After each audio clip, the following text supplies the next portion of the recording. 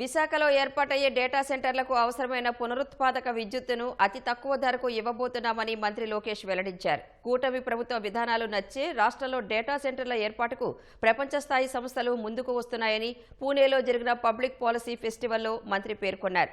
రాష్ట్ర అభివృద్ధికి ప్రభుత్వాల కొనసాగింపు ముఖ్యమని లోకేష్ అన్నారు.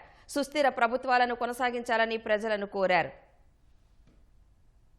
పూణేలో Gokhale institute of politics and economics సంస్థ ఆధ్వర్యంలో నిర్వహించిన పబ్లిక్ పాలసీ ఫెస్టివల్లో మంత్రి లోకేష్ కీలక ఉపన్యాసం చేశారు. Festival co convener Siddharth Desai సంధానకర్తగా వ్యవహరించారు.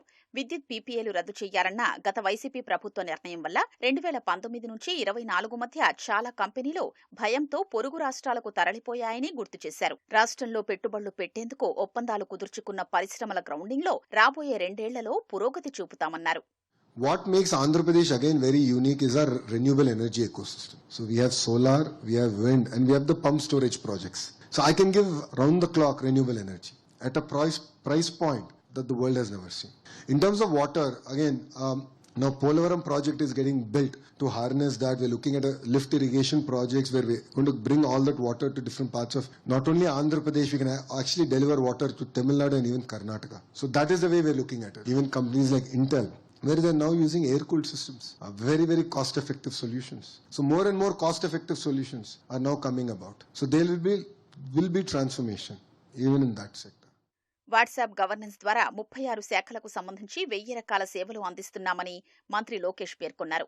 నైపుణ్యం పోర్టల్ ద్వారా నిరుద్యోగ యువతకు ఉపాధి అవకాశాలు కల్పించనున్నట్లు తెలిపారు. Google, Arcelor Mittal, TCS, Cognizant వంటి కంపెనీలు రాష్ట్రంలో పెట్టుబడులు పెట్టాయని గుర్తు చేశారు. సీఎం చంద్రబాబు బ్రాండ్ ఇమేజ్తోనే ఇది సాధ్యమైందన్నారు. రాష్ట్రానికి వచ్చే కంపెనీలకు స్పీడ్ ఆఫ్ డూయింగ్ విధానంలో అనుమతులు ఇస్తామన్నారు. అమరావతిలో క్వాంటమ్ వ్యాలీ ఏర్పాటు చేస్తున్నామన్న లోకేష్ 22 సెక్టార్లతో క్వాంటమ్ కంప్యూటింగ్ ను అనుసంధానిస్తామని వివరించారు. When states compete, India wins. That is my single mantra. Brilliant. States have to compete, then India wins. And competition is good. It makes us all fit.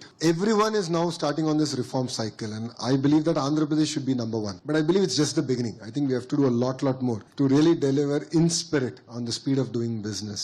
So that's where I believe we differentiate. And please understand that policy changes have to happen, but it can only happen when there is a clear political will and backing, where your legislatures, your ministers are supporting the vision of the government and the chief minister. Only then can such projects get grounded, seated, executed to the level that India actually should execute. Majority of our voters. So it's very, very important that they understand the importance of continuity of government and understand the importance of long-term vision. ఎఫ్డీఐలను పెద్ద ఎత్తున ఆకర్షించడానికి కృషి చేస్తున్నామని లోకేష్ అన్నారు. పాలసీల స్థిరత్వమే ఎఫ్డీఐల రాకకు కీలకమని, దానికోసం చిత్తశుద్ధితో అడుగులు వేస్తున్నామని స్పష్టం చేశారు.